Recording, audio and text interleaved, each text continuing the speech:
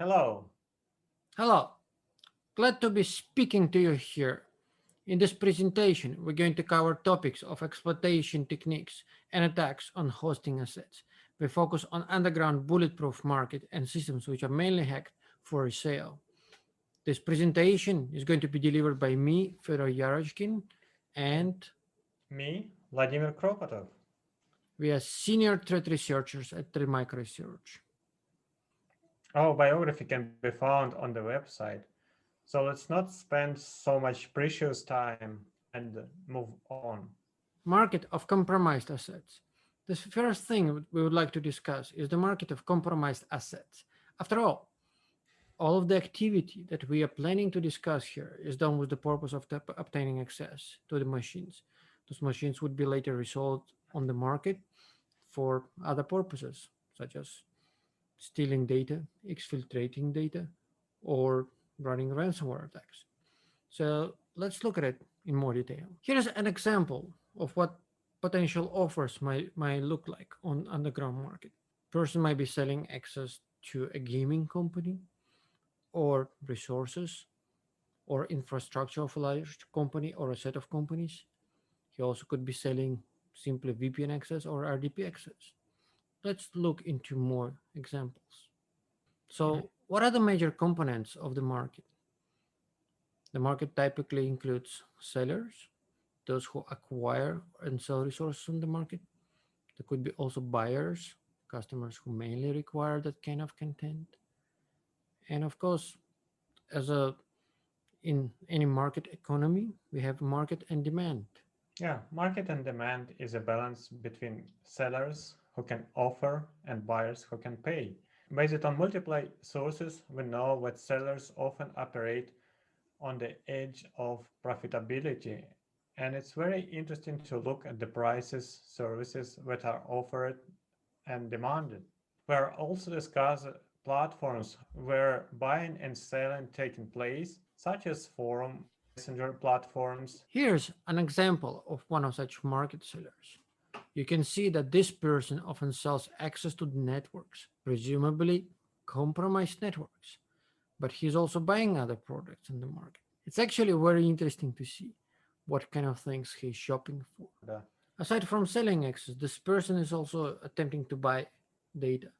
For example, he's trying to buy logs that potentially might contain credentials for VPN access. Of course, those two things could potentially be related, and this reveals his TTPs to us. This reveals that he may be possibly targeting networks through compromised credentials.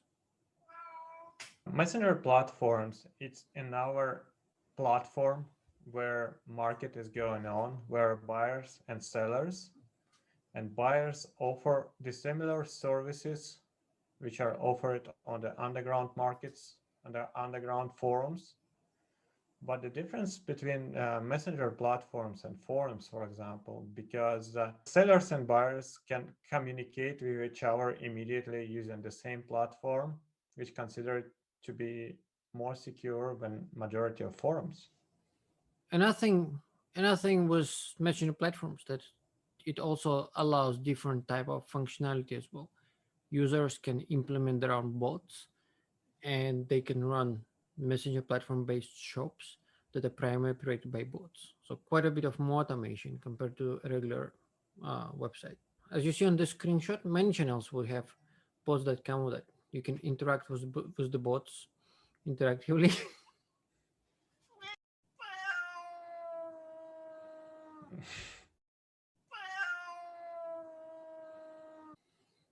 Users can interact with the sellers by means of the bot. They can talk to this automated system, request the product they would like to buy, and even get payment attributes so they could complete payments as well. For this particular bot, you can see offers of RDP, of VPNs, passport scans, cookies and credit cards, and some other goods.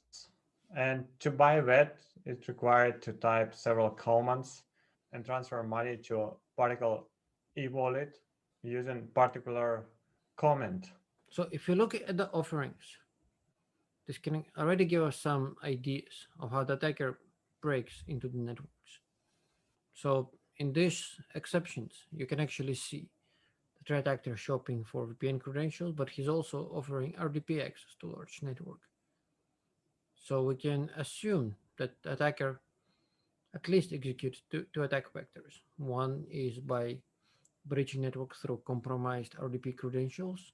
Another one is through compromised VPN credentials. Access via compromised credential or brute forcing those credentials is actually very common on underground market, and it also consumes a large portion of underground market as well. Recently, we have published a blog post about criminal cloud of logs and credentials, such as Cisco VPN credentials, could easily come from such source. Moving back to the classification. So what types of hosting resources we have seen provided by such criminal actors? We have seen bulletproof host offerings, often reusing compromised machines.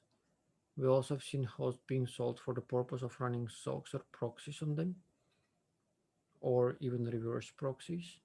We've seen hijacked machines being sold for possibility of ransomware or information exfiltration. We also have seen threat actors using free hosting services, IoT equipment. Fast Flux is still a very popular offering. They use different technology to provide backend nodes, but the concept is still the same. And of course, clouds. So clouds abuse it in many ways. Criminals using clouds computing capabilities to mine the data we need, and we sell access to the clouds and portals which allow to provide or provision cloud resources. Let's look at some examples of this. Here's an RDP shop that resells compromised RDP systems. You can see that the cost of single host here is ranging from $5 to $6 on average. What's the prices for particular locations in United States and Australia? If you look into our assets like RDP in Europe or Asia, the prices will be different, and the price for good RDP asset can be several $100s, and the price for cheap RDP access could be just $1 or less. And here we can see an even cheaper offering on the forum. The machine is sold for $3 and guaranteed for 12 hours of host availability.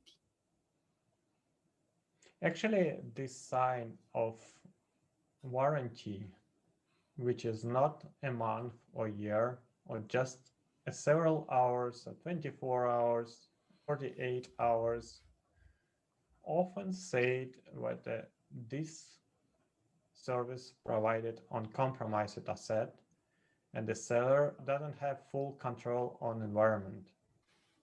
An even cheaper offering of 55 rubles for RDP access to a dedicated server. Which is less than $1.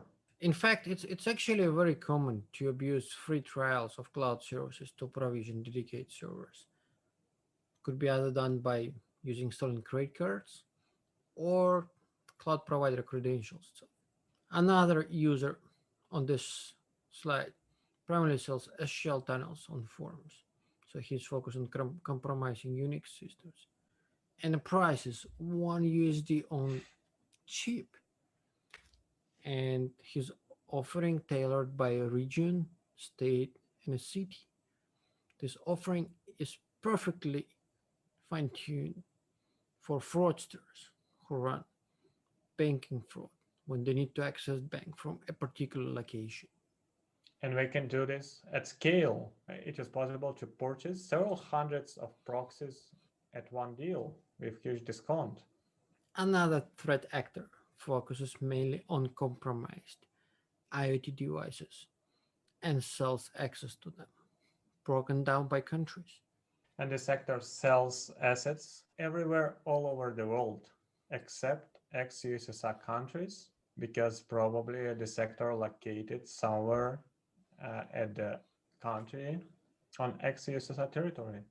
And as if we have seen, even some of the higher end threat actors are making use of IoT devices. For example, we at Remicro published about Ryuk ransomware compromises, where compromised microtic routers were used in the attacker's skill chain, Hector. selling item on the ground form. Among with Amazon. And prices could range from 500 rubles for a dedicated server and to very expensive, depending on the actual package.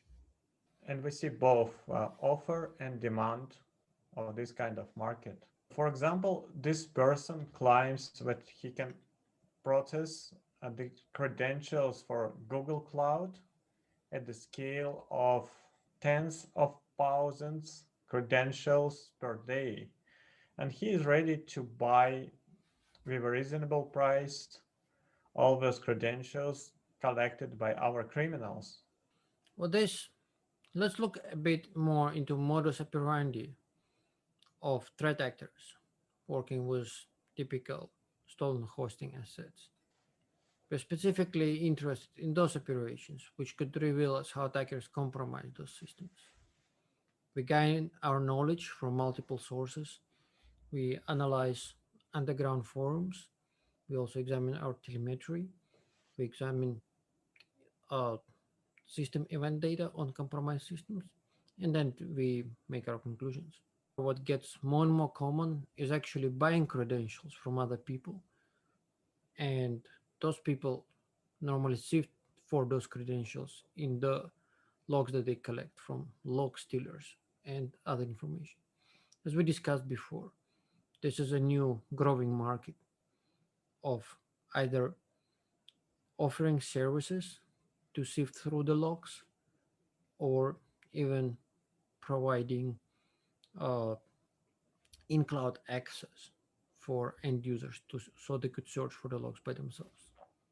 And this model considers a very interesting phenomena when criminals having very narrow but deep skills in a particular area monetize or implement just particular part of the kill chain, and together we share the profit, and together we make an impact which is comparable or higher comparing to APT actors.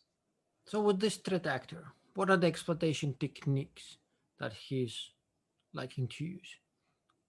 As I already mentioned, we know that he works with VPN, but what are the other techniques? If we sift through posts on network forum, we can also see that he also uses other techniques, such as delivering target malware, either through SCR files, Office documents, or more. And in fact, he details it in some of his forum posts. Credential parsing is a big business. As you see on this screenshot, there is an offering of a system. On this slide, you can see a tool that allows you to sort credentials into group of different categories. And these categories can include PayPal accounts, Google accounts, social networks accounts, banking accounts, access to corporate credentials, and so on.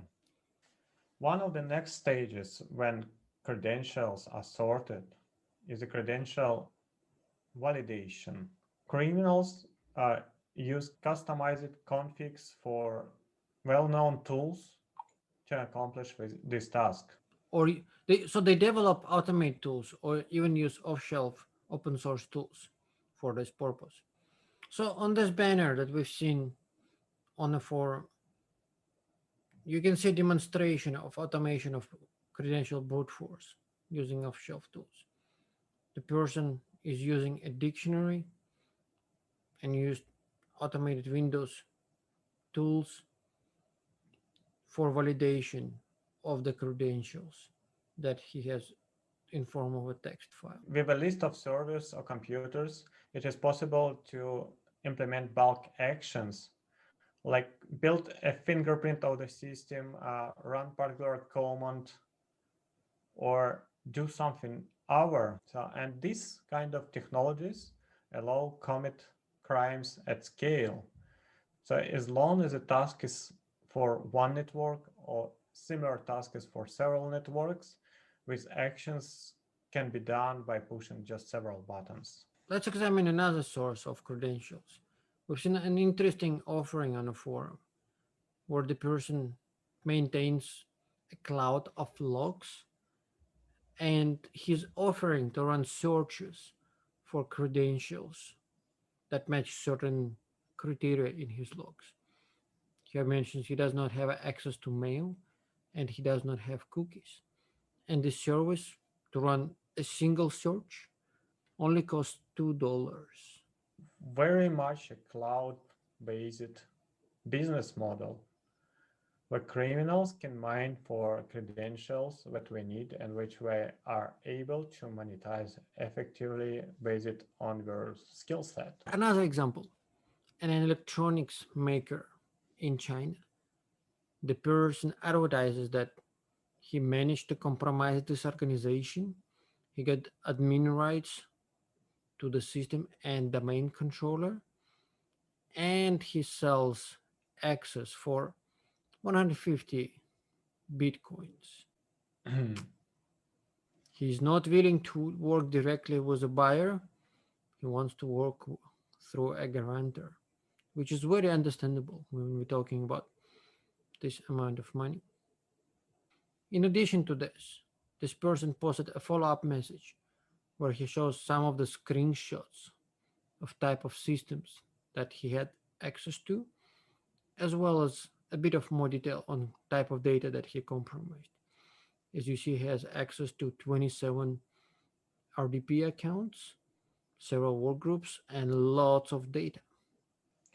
And if you look into the data he advertises, what's definitely not a home server. You can barely imagine 70 terabytes of data on one particular host at home environment.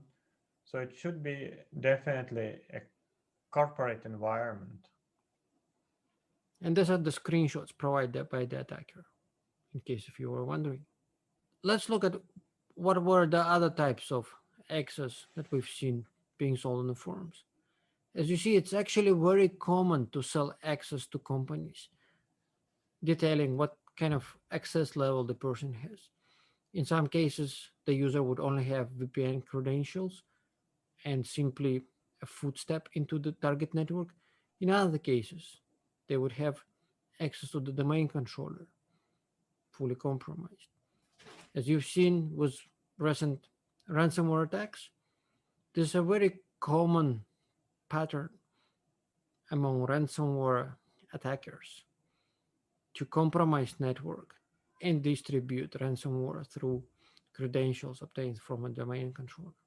We'll see this later. Ransomware is normally just a last stage of monetization.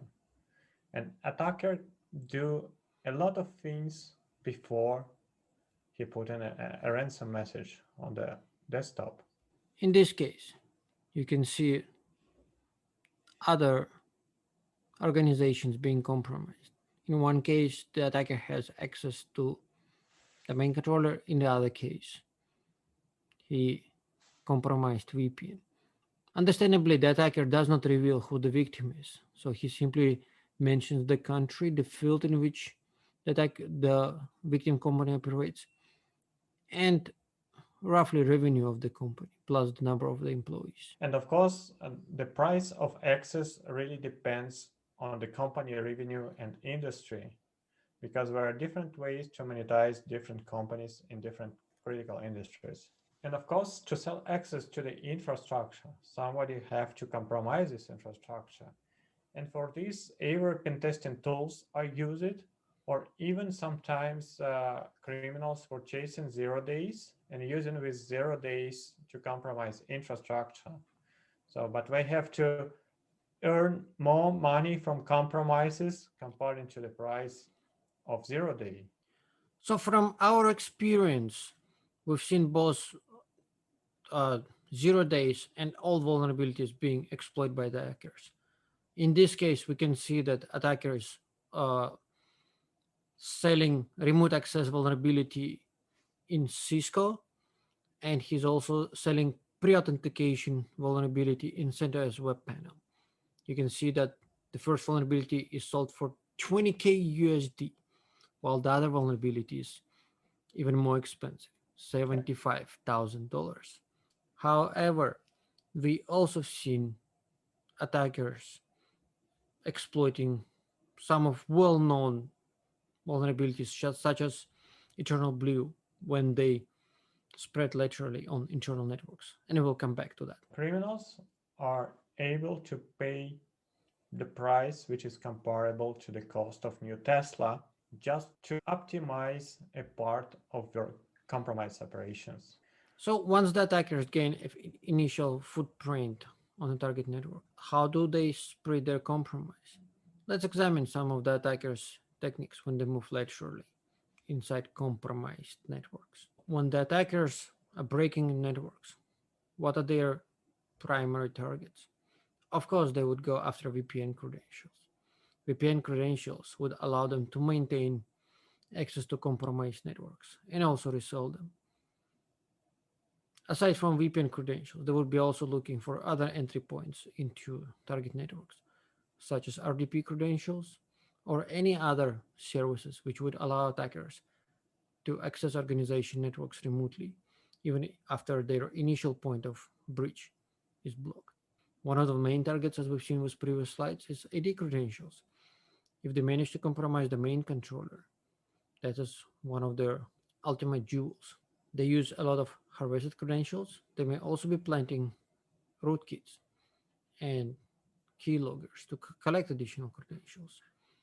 And as they move laterally, they might be exploiting even old vulnerabilities. Actually, we really interested into targeting software deployment tools like SCCM from Microsoft, because in this case we can use a legitimate tool to deploy software. In one of the attack scenarios, we've seen trick distributors also possessing admin access when compromising network. And it's no surprise that they actually have this level of access to compromised networks, because we've seen that both service of this level is offered on the forums, and we've seen a service tailoring that particular level of access is also sold on the forums. Some attackers are unable to escalate privileges.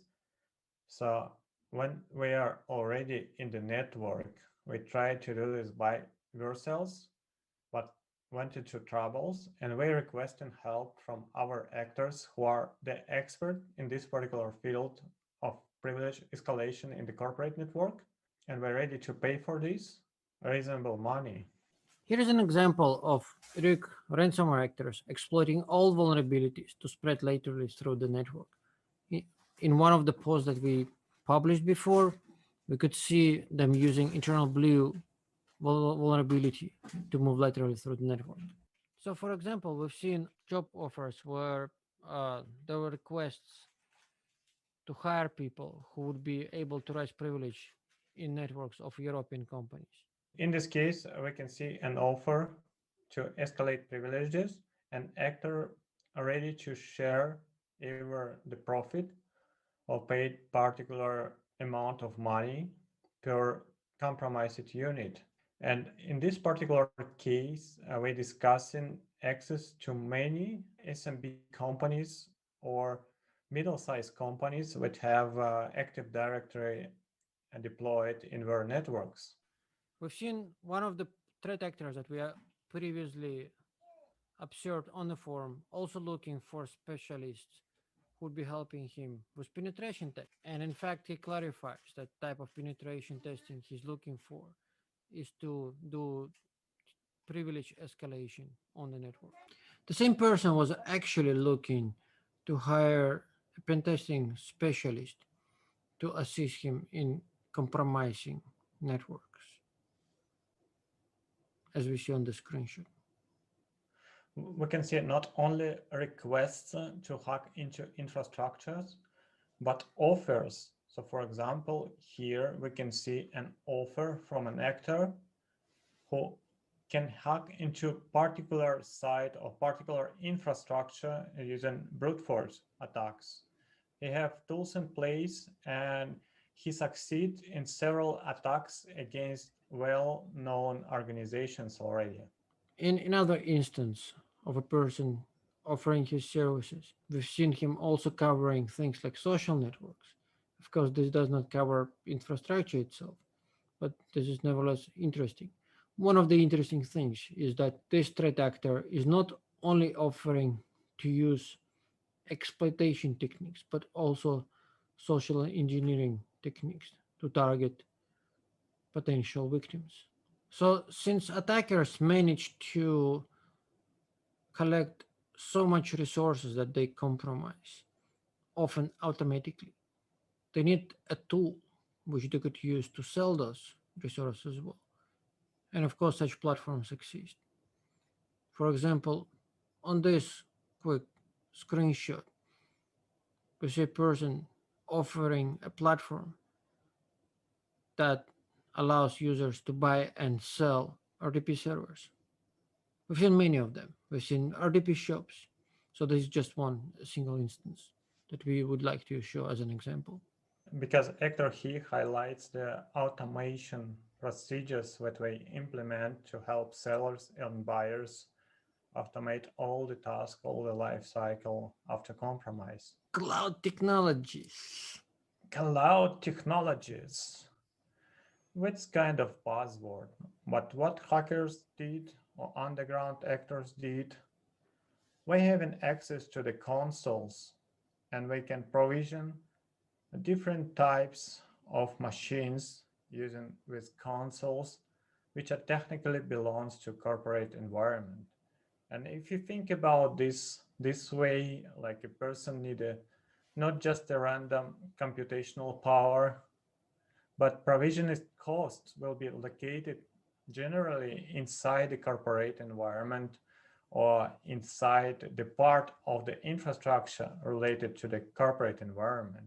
This kind of machine, if it purchased, really help attacker to save the time and be already inside a part of corporate infrastructure. A word on cloud technologies.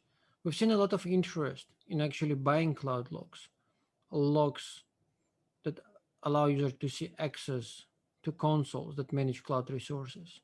And as Vladimir said, if an attacker can manage to get access to cloud console, he can create an instance of cloud resource and allocate it to be assigned and connected to one of the corporate networks, automatically putting himself inside potential victims' network perimeters. So, to some extent, clouds could make compromises even easier.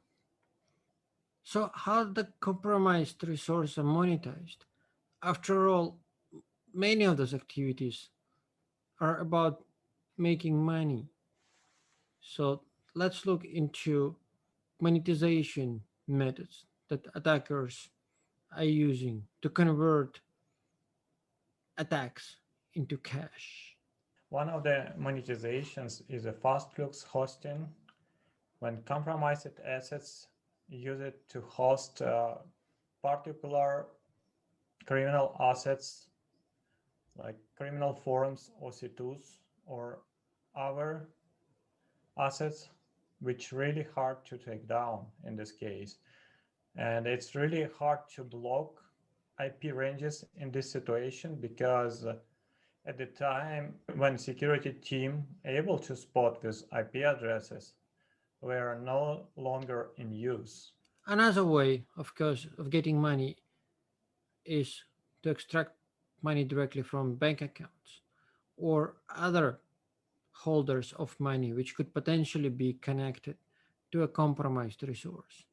For example, on this screenshot, we see a user bragging that the machine or a dedicated server that he managed to compromise, possibly someone is accessing a PayPal account with a significant balance on it.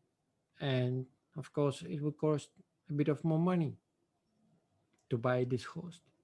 Another way of monetizing, of course, is ransomware. If you get access to systems which might be important to their owner, you can simply encrypt the files and ask for money.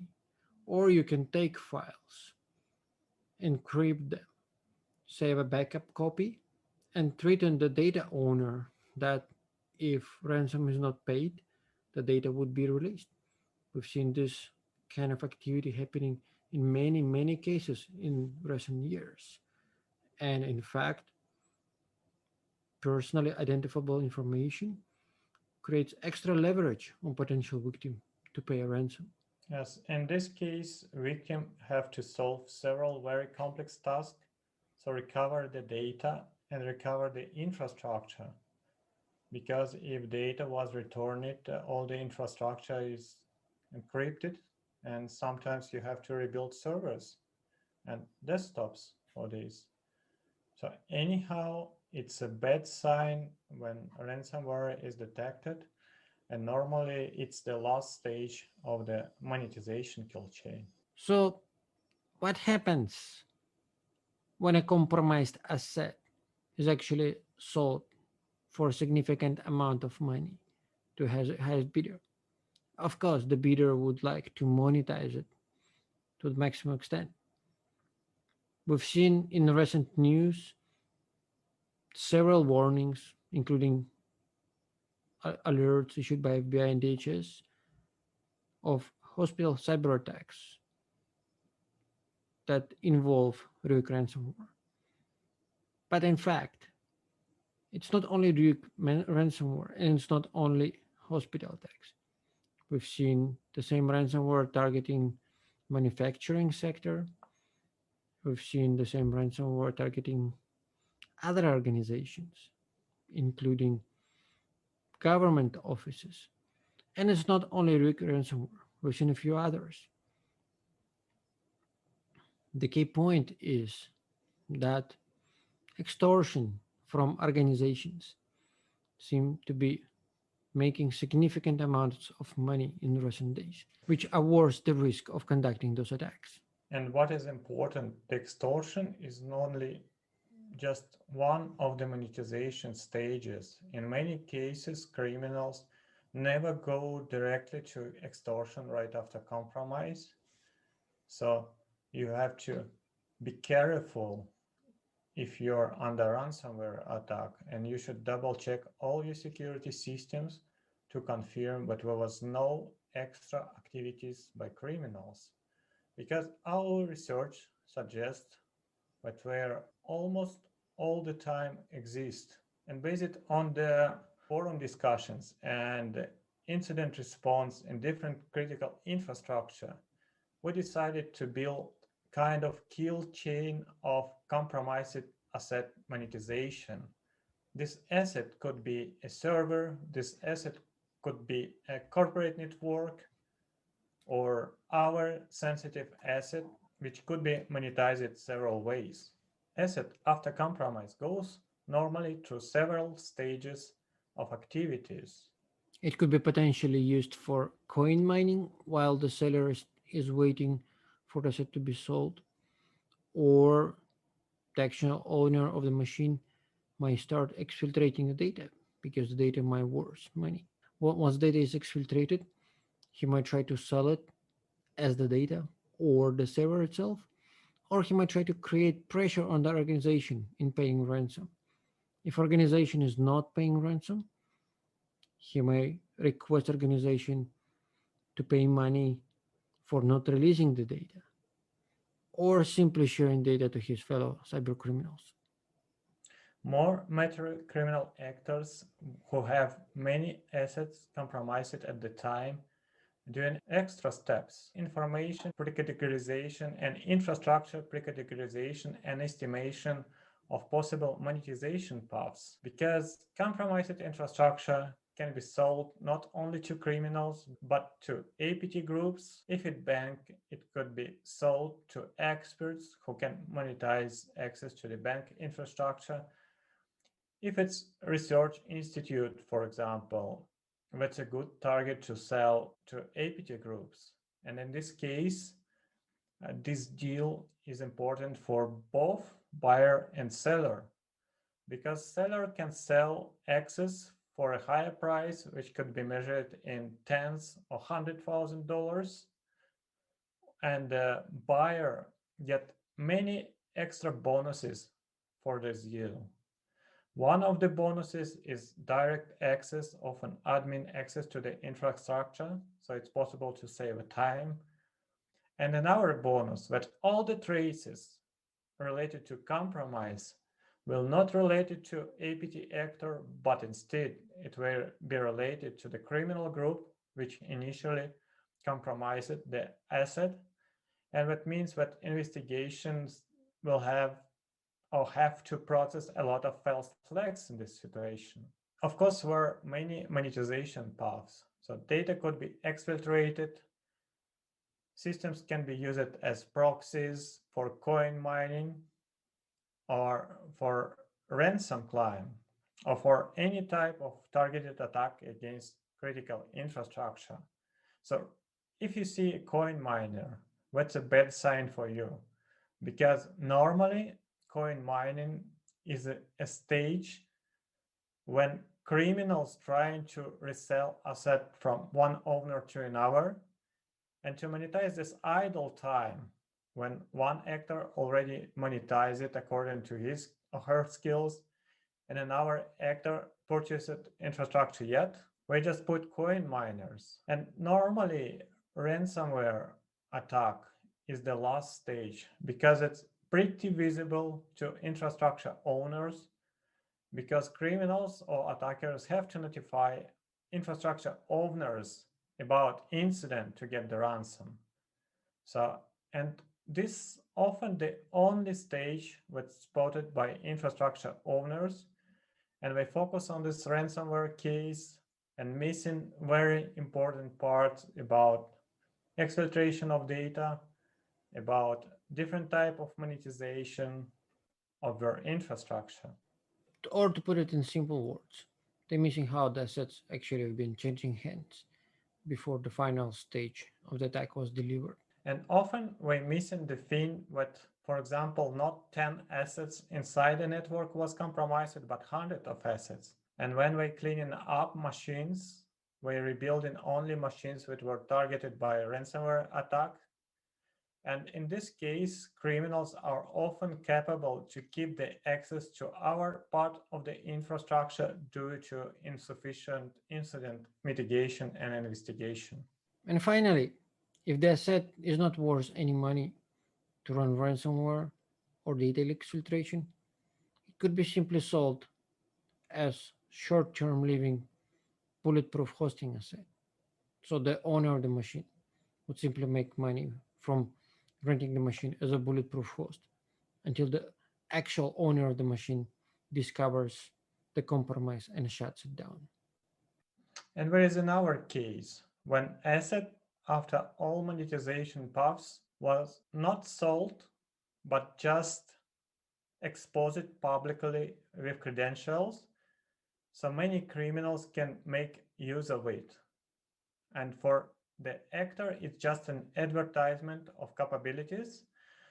For our actors, it's just opportunity to try their skills. And on this diagram, we visualize it in our paths, how incident response teams reacted to this case.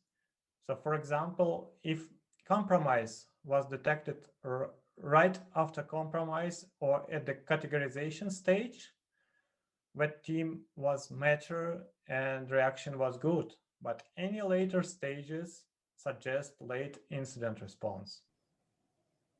So again, what happens if the asset is not sold?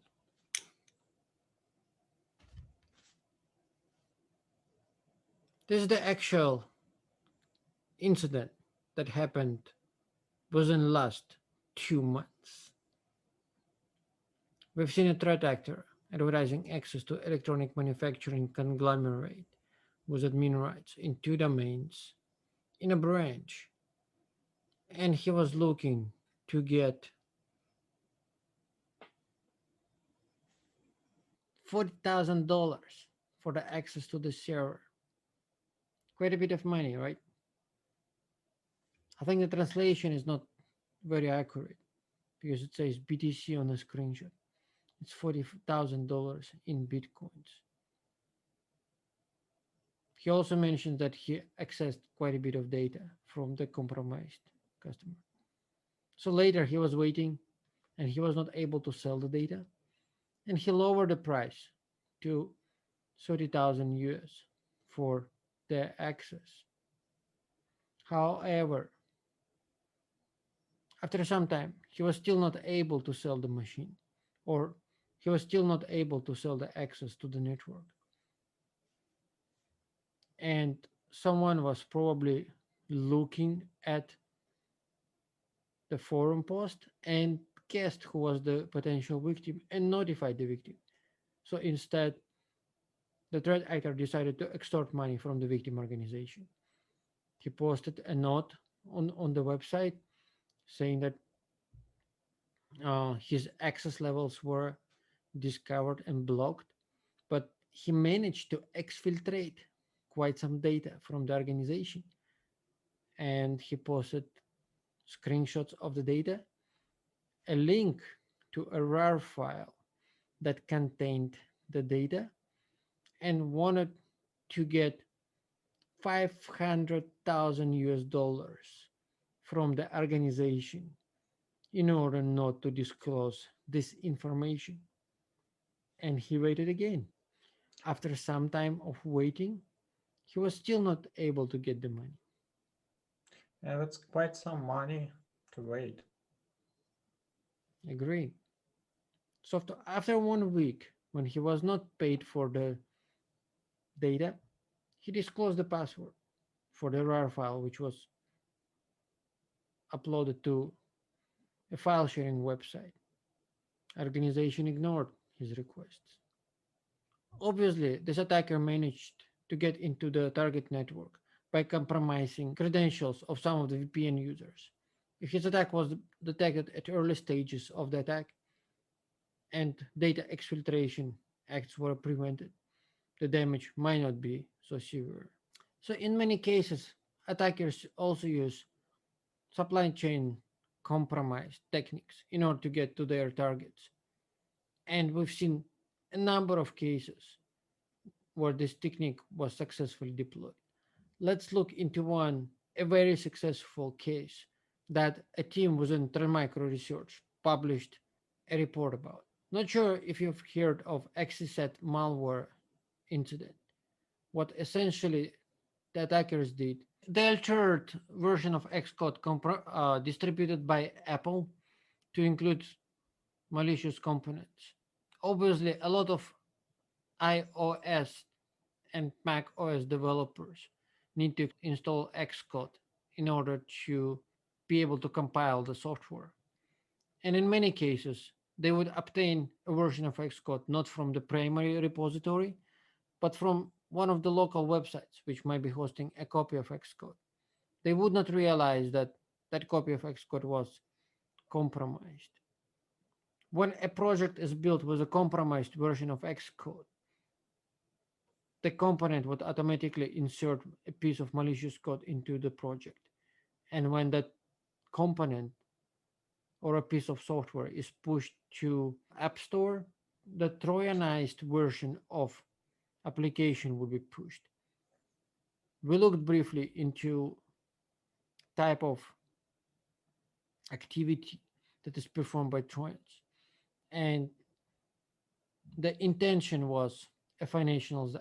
The inserted malicious code was looking for software related to payment systems, possibly to steal additional credentials and take over the money funds. Let's examine those cases from the defender point of view and identify potential red flags, which incident response team should be taking into account when monitoring network security or responding to security incidents. We'll try to explain how to understand the attribute of attacker actions and intentions, as well as predict attacker potential next steps. We believe this experience is valuable to network security analysts and could be used by them when conducting incident response or security investigations of such incidents. If any supply chain is involved in any software deployment procedure, you have to ensure that the whole supply chain is trusted. Do not download and install software components or libraries from untrusted sources. or unauthentic sources, because those components could be compromised and software placed on those components could be altered. And even if you download from official markets, if you have capabilities, use sandboxes or other tools to double check software which you downloaded before you install it. Another important thing, you should review incident categorization and priority if any new information was added to incident. So type of the incident like ransomware or coin miner shouldn't be fixed from the beginning incident till the end. And many minor cases or incidents which looks like a minor cases could be just the beginning of investigation of way more serious incident. Not every time security tools can and should block any activities. That's why important to review the logs you have from security systems and see what happened. This could be an easy case when endpoint detected malware at the same place many times over a week. Or this could be another case with legitimate process dropped a binary on the host.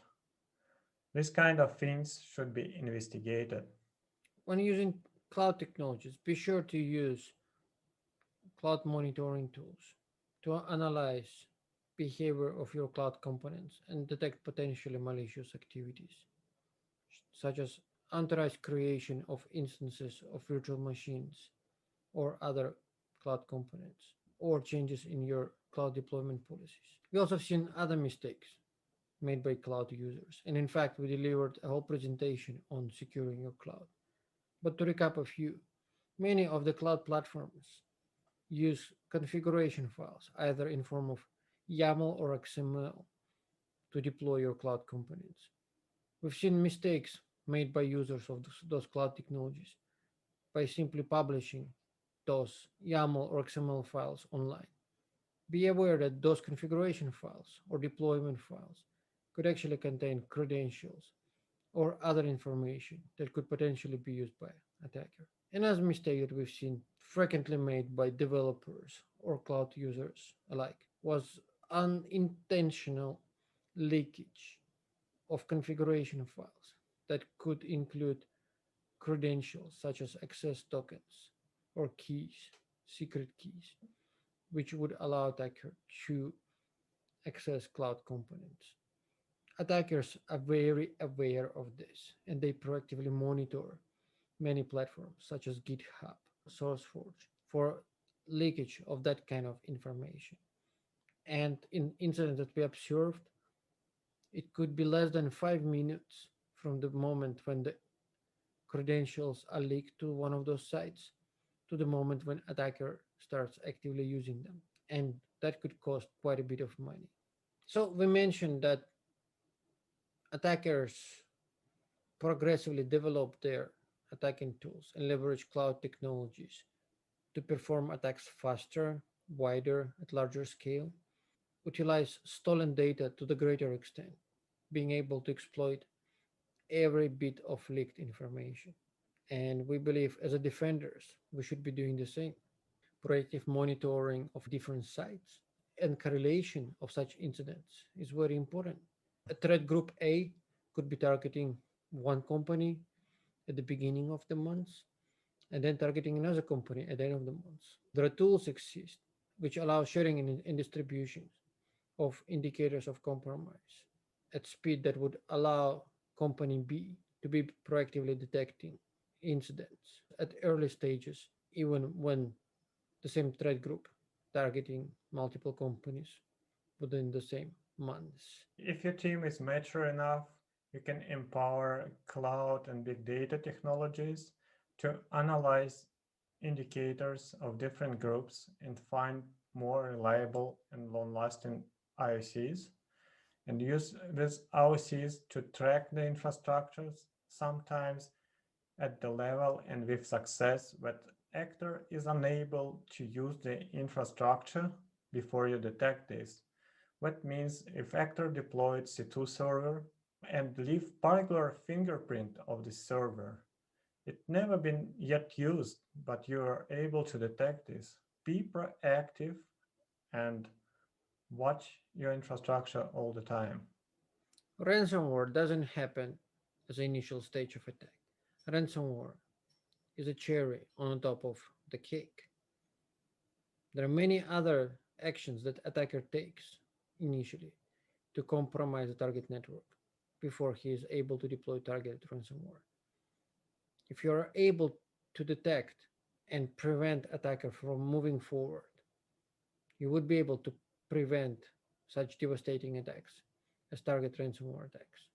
With this, we would like to thank you for attending our session. Hopefully you enjoyed it. Hopefully you learned new things. If you have any questions, feel free to ask those questions right after our session or get in touch with us. We would always be happy to answer your questions or assist you in your investigation troubles. Hopefully you enjoyed our presentation. Thanks a lot. Thank you very much.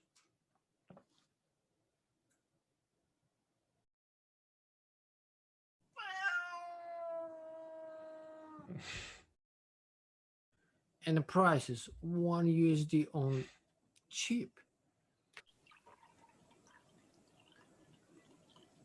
Ну ты наливай быстрее.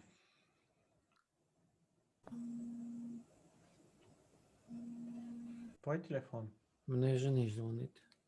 Ну бери, я говорю, а что? 喂，我们还在录音，不过应该是 All over the network using single. recruitment. For recruitment, where attackers were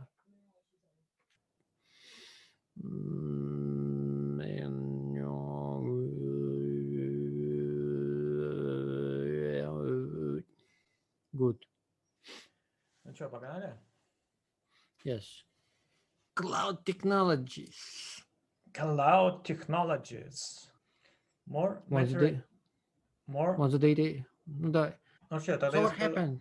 Ну, So what happens if they said Подожди, not? давай заново начни тогда и говори.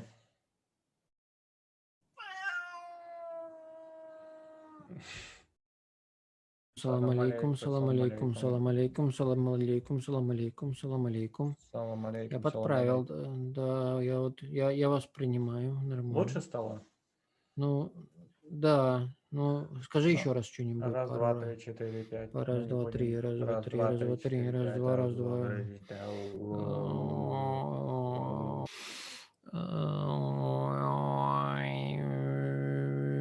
Yakşimaş. Меня звай Боров. Радостно.